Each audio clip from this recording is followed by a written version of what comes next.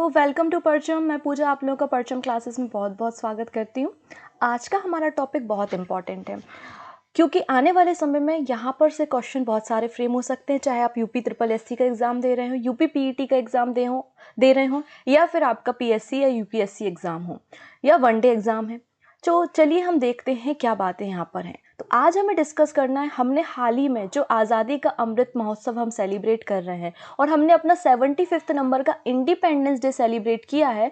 इस दिन इस खास मौके पे नरेंद्र मोदी जी के द्वारा क्या क्या स्पीच में कहा गया और क्या क्या बातें यहाँ पर की गई, वो सारी बातें हमें करनी है। आप सभी जानते हैं कि 15 अगस्त को हमारा देश आज़ाद हुआ था और ये दिन हमारे लिए बहुत इंपॉर्टेंट है। इस दिन हमारे दिल्ली के जो लाल किला है वहाँ पर लाहौरी गेट पर हर साल जो है 15 अगस्त के दिन हम फ्लैग होस्ट करते हैं, तिरंगा फहराते हैं और जो हमारे प्राइम मिनिस्टर होते हैं वो देश को एड्रेस करते हैं, स्पीच देते हैं और उस स्पीच के समय में कई सारी इंपॉर्टेंट अनाउंसमेंट भी की जाती हैं। तो आज हमें यही देखना है कि क्या क्या इंपॉर्टेंट अनाउंसमेंट हम नरेंद्र मोदी जी के द्वारा यहाँ पर की गई हैं और काफ़ी सारे एमसीक्यू को मैंने यहाँ पर इंक्लूड किया है जो आने वाले एग्जाम में आपको मदद ज़रूर करेंगे। तो वीडियो को लास्ट तक देखेंगे और लास्ट में एक क्वेश्चन भी है जिसका आंसर आपको कमेंट सेक्शन में मुझे बताना है, ठीक है ना। ये जो परंपरा है कि 15 अगस्त के दिन दिल्ली के लाहौरी गेट से फ्लैग होस्ट किया जाएगा और प्रधानमंत्री देश को एड्रेस करेंगे, ये परंपरा पंडित जवाहरलाल नेहरू जी के द्वारा स्टार्ट की गई थी क्योंकि पहली बार स्पीच उन्होंने ही दी थी क्योंकि आज़ाद भारत के वो पहले प्रधानमंत्री थे। हालांकि अगर मैं बताऊं कि सबसे ज़्यादा बार भी स्पीच देने का रिकॉर्ड पंडित जवाहरलाल नेहरू के पास भी है। उन्होंने ही 17 टाइम्स, लगभग 17 बार जो है वो लाल किले से देश को संबोधित किया और ये नरेंद्र मोदी जी की 8वीं स्पीच थी, 8 नंबर की स्पीच थी। इस स्पीच में इन्होंने कई सारे स्कीम्स और प्लान के बारे में हमें बताया, जैसे कि गति शक्ति master plan, national hydrogen plan और फोर्टिफाइड राइस स्कीम। इन सब के बारे में हम डिटेल में बात करेंगे, इसलिए लास्ट तक जुड़े रहेंगे। चलिए सेशन की शुरुआत करते हैं। बस एक बार लिंक को शेयर कर देंगे अपने फ्रेंड्स के साथ और पहली बार जुड़ रहा है तो चैनल को सब्सक्राइब कर देंगे जिससे अपकमिंग क्लासेस के नोटिफिकेशन मिल सके। तो देखिएगा, 75 इंडिपेंडेंट डे पर नरेंद्र मोदी जी के द्वारा देश को एड्रेस किया गया और इसमें इकोनॉमिक डेवलपमेंट, जीडीपी ग्रोथ करने के लिए, क्लाइमेट चेंज पर, कोविड-19 से डील करने के लिए, इंफ्रास्ट्रक्चर डेवलपमेंट के लिए और बेरोजगारों को रोजगार देने जैसे मुद्दों पर विशेष ध्यान दिया गया। ये इनकी स्पीच के मेन टर्म्स थे, ठीक है। अब यहाँ पर अगर मैं बात करूँ कि हमारा जो 75 नंबर का हम इंडिपेंडेंस डे सेलिब्रेट कर रहे हैं, जिसको हम आज़ादी का अमृत महोत्सव भी बोलते हैं, इसकी थीम क्या थी? तो इसकी थीम थी nation first and always first. तो नेशन फर्स्ट ऑलवेज फर्स्ट जो थी वो इस इंडिपेंडेंस डे की थीम थी। अब देखिए, अभी कोविड के कारण हम किसी डेलीगेट्स को, किसी फॉरेन मिनिस्टर को तो इनवाइट कर नहीं सकते थे। लास्ट ईयर भी हमने किसी को इनवाइट नहीं किया था, लेकिन इस बार खास क्या था, इस बार जो स्पेशल इन्विटीज थे या स्पेशल इन्विटेशन भेजा गया था वो टोक्यो ओलंपिक के हमारे प्लेयर्स को था, क्योंकि टोक्यो ओलंपिक का भारत की हिस्ट्री में अपना ही विशेष महत्व है क्योंकि ये हमारे भारत का अभी तक का सबसे सक्सेसफुल ओलंपिक्स है। क्योंकि इस ओलंपिक में हमको 7 मेडल मिले हैं जिनमें से एक जो है वो गोल्ड मेडल भी है जो कि नीरज चोपड़ा ने हमको लाकर दिया है। इसलिए यहाँ पर स्पेशल इन्वाइटीज कौन थे? तो टोक्यो ओलंपिक के सारे जो स्पोर्ट पर्सन है वो यहाँ पर बुलाए गए थे। साथ ही साथ Sai sport authority of India, Sai, जिसका हेड ऑफिस कहाँ पर देखने को मिलेगा आपको? न्यू दिल्ली में। तो इसके भी ऑफिसर्स को यहाँ पर स्पेशल इन्विटीज के रूप में बुलाया गया था। तो ये हमारे स्पेशल गेस्ट थे 15 अगस्त पर। चलो अब हम बात कर लेते हैं कुछ क्वेश्चंस के बारे में, question related to the 75th independence day. उसके बाद हम डिटेल में इस टॉपिक को डेफिनेटली समझेंगे। पहला क्वेश्चन है, what is the theme of India 75th independence day? अब आपको करना क्या है, वीडियो को रोकना है, आंसर कमेंट सेक्शन में देना है, बाकी सही आंसर मैं आपको यहाँ पर बता दूंगी, ठीक है। What is the theme of the independence day? तो अभी जो 75वें नंबर का आपने आज़ादी महोत्सव बनाया है उसकी थीम क्या थी? तो आपको पता है, नेशन फर्स्ट ऑलवेज फर्स्ट इसकी थीम थी। नेक्स्ट क्वेश्चन है, the Indian army has install 100 feet tall Indian national flag in. अभी इंडियन आर्मी के द्वारा 100 फीट लंबा हमारा फ्लैग होस्ट किया गया, किस जगह पर? जम्मू एंड कश्मीर, दिल्ली, लद्दाख या फिर उत्तराखंड? तो गैस कर सकते हैं आप कि 370 का संबंध कहाँ से था? तो 370 का संबंध जम्मू एंड कश्मीर था। वहीं पर इंडियन आर्मी के द्वारा 100 फीट टॉल जो है वो होस्ट किया गया। साथ ही साथ अपनी स्पीच में नरेंद्र मोदी ने कहा कि देखो, हमने देश को 1 नेशन 1 कॉन्स्टिट्यूशन भी प्रोवाइड कर दिया। ऐसा भी स्पीच में नरेंद्र मोदी जी के द्वारा कहा गया। नरेंद्र मोदी जी की जो स्पीच थी वो लगभग 90 मिनट, मतलब 1.5 घंटे की स्पीच थी। हालांकि ये उनकी सबसे बड़ी स्पीच नहीं थी। 2016 की स्पीच की बात करें, 2016 में उन्होंने 94 मिनट की स्पीच दी थी, जो उनकी सबसे बड़ी थी। इस बार इन्होंने 90 मिनट देश को एड्रेस किया। नेक्स्ट क्वेश्चन है, who deliver the first India independence day speech? आजादी के बाद पहली बार देश को संबोधित किसने किया? ऑब्वियस सी बात है, जो देश के पहले प्रधानमंत्री होंगे वही देश को संबोधित करेंगे। तो बिल्कुल दिल्ली के लाल किले के लाहौरी गेट से पहली बार किसने देश को संबोधित किया? तो आंसर हो जाएगा पंडित जवाहरलाल नेहरू जी के द्वारा। ठीक है, चलिए नेक्स्ट क्वेश्चन हम देख लेते हैं, who design India's national flag? किसके द्वारा देश हमारा जो नेशनल फ्लैग है, राष्ट्रीय ध्वज है, उसे डिजाइन किया गया है? बहुत आसान प्रश्न है, रिपीटेड क्वेश्चन है, तो सही आंसर हो जाएगा ऑप्शन नंबर ए, पिंगली वेंकैया के द्वारा इसे डिजाइन किया गया। चलो नेक्स्ट क्वेश्चन देख लेते हैं, PM Modi set blank target for becoming energy independent. आप सभी जानते हैं हमारे फॉसिल फ्यूल पे डिपेंडेंसी बहुत ज़्यादा है, हम पेट्रोल पे, कोयले पे, क्रूड ऑयल पे डिपेंड करते हैं। अब ये जो फॉसिल फ्यूल होते हैं तो इनको जलाने पर बहुत ज़्यादा जो है वो पॉइजनस गैस भी रिलीज होती हैं, जो हमारे क्लाइमेट के लिए खतरनाक होती हैं, ग्लोबल वार्मिंग के लिए रिस्पॉन्सिबल होती हैं। तो धीरे धीरे हमारा टारगेट ये है कि हम फॉसिल फ्यूल जो है उनका उपयोग कम करेंगे और रिन्यूएबल एनर्जी पे ध्यान देंगे। इसलिए यहाँ पर एक मिशन भी लॉन्च किया जाएगा नरेंद्र मोदी जी के द्वारा, जिसका नाम है नेशनल हाइड्रोजन मिशन, जिसके बारे में भी हम डिस्कस करने वाले हैं। तो कब तक एनर्जी इंडिपेंडेंस होने की बात कही गई है? आज़ादी तो हमको मिल गई 1947 में, है कि नहीं? अब हम एनर्जी इंडिपेंडेंट कब होंगे? तो सही आंसर हो जाएगा 2047 में। ठीक है, तो सही आंसर हो जाएगा ऑप्शन नंबर 1। चलो नेक्स्ट क्वेश्चन है, government to supply fortified rice to poor bye.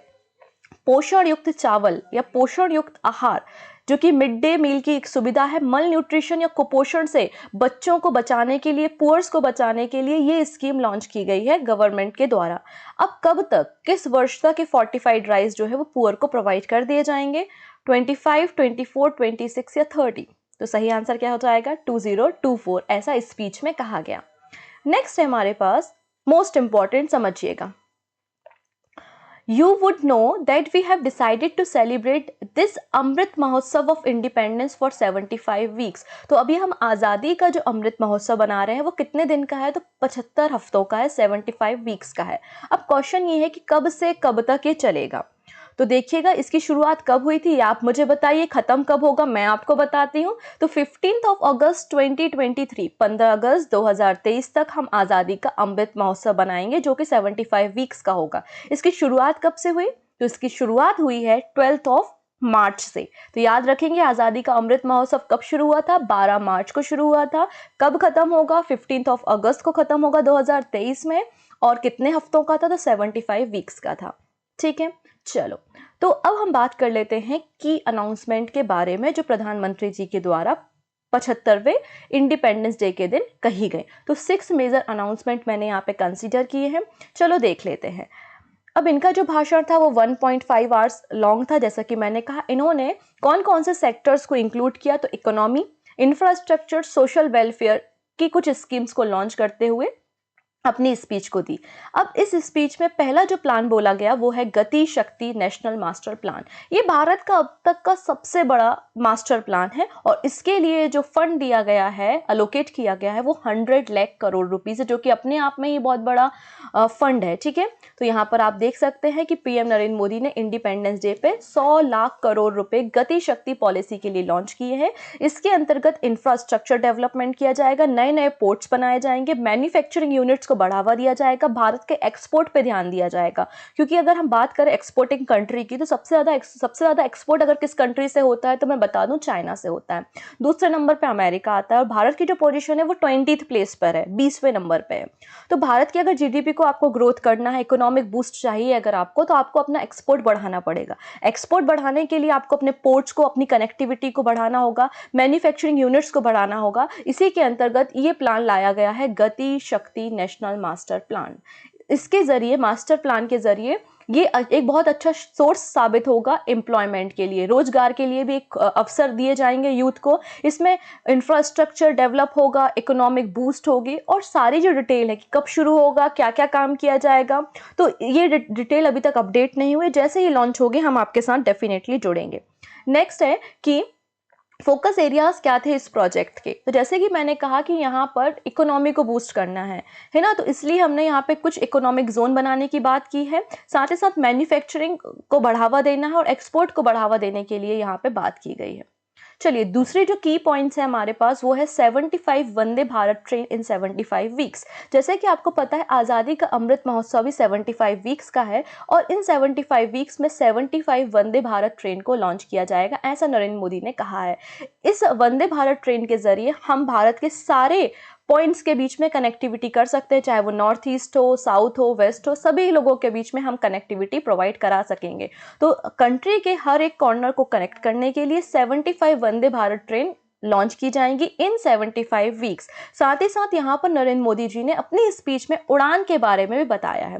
उड़ान स्कीम, जैसे कि आपको पता है किसी जो साधारण वर्ग के लोग होते हैं वो फ्लाइट वगैरह से ट्रेवल नहीं करते क्योंकि फ्लाइट की कॉस्ट बहुत ज़्यादा होती है और एयर कनेक्टिविटी भी हमारे देश में कम है। तो एयर कनेक्टिविटी को बढ़ावा देने के लिए और लोकल व्यक्ति भी इसमें सफ़र कर सकें, इसलिए यहाँ पर रिमोट एरियाज को भी कनेक्ट करने के लिए उड़ान स्कीम पर भी जोर देने की बात यहाँ पर स्पीच में कही गई है। थर्ड नंबर का जो की पॉइंट है वो है फोर्टिफाइड राइस। अच्छा, ये फोर्टिफाइड का मतलब क्या होता है? देखिए, हमारे जो ग्रेन होते हैं, हमारे जो अनाज होते हैं, जब हम उनमें एडिशनल मिनरल और विटामिन को इंक्लूड करते हैं तो उसे हम फोर्टिफिकेशन कहते हैं, मतलब पोषण युक्त आहार।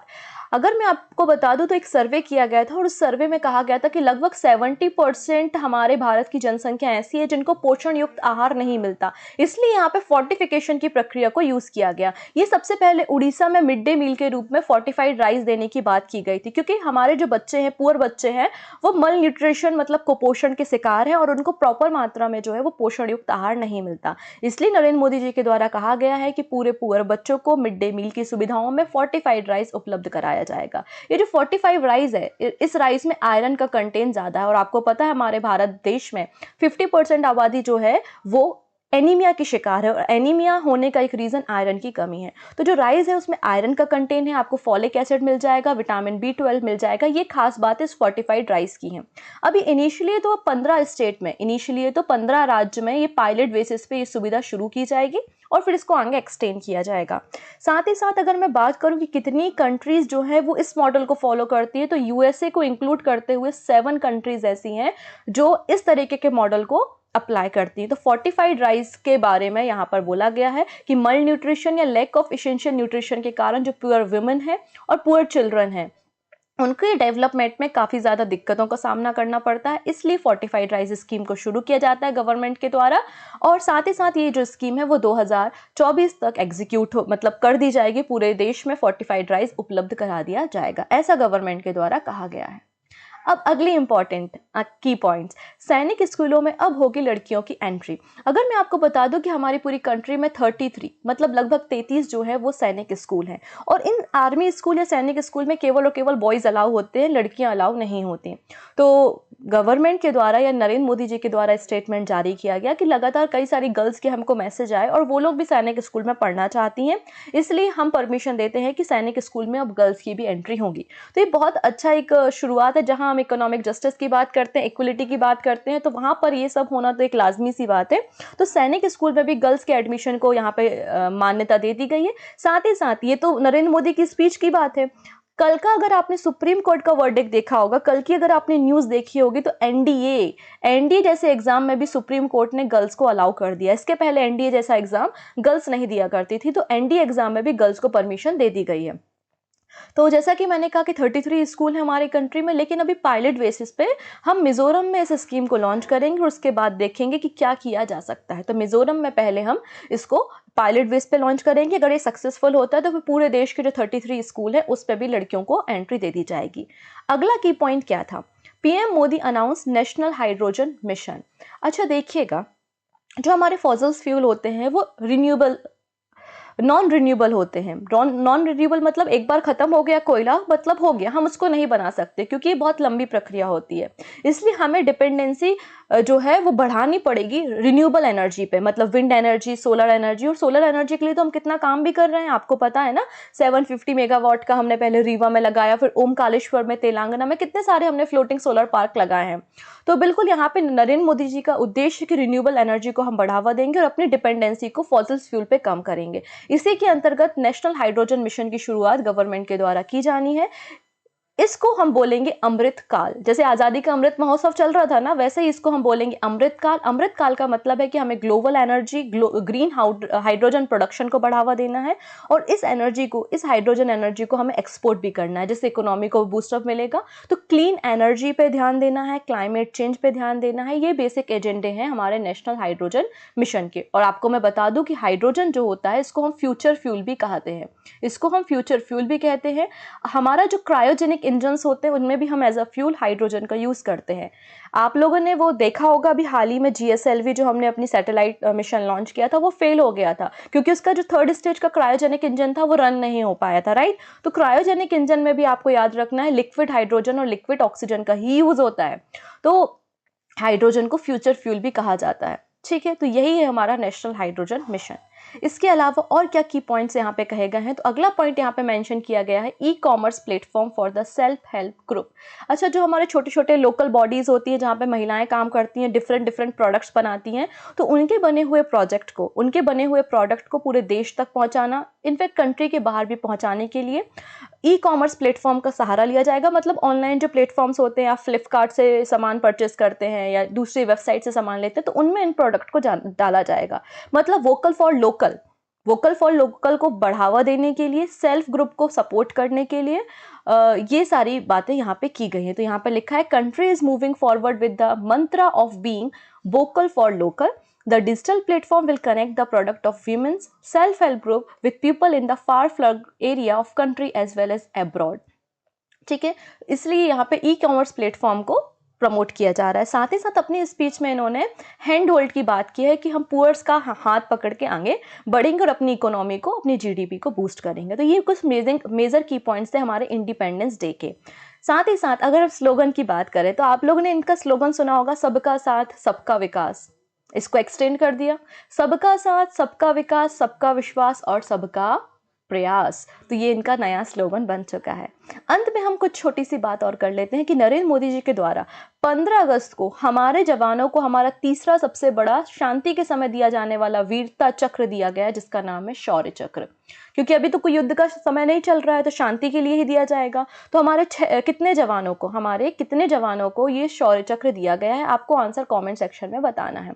5, 4, 6 या 8, जो भी आंसर है आप बताइएगा। आई होप आपको सारी बातें समझ में आई होंगी। So thank you so much हमारे साथ जुड़ने के लिए। और रही बात PDF की, तो परचम की वेबसाइट पे PDF मिल जाएगी। तो थैंक यू सो मच, हम मिलेंगे वापस नए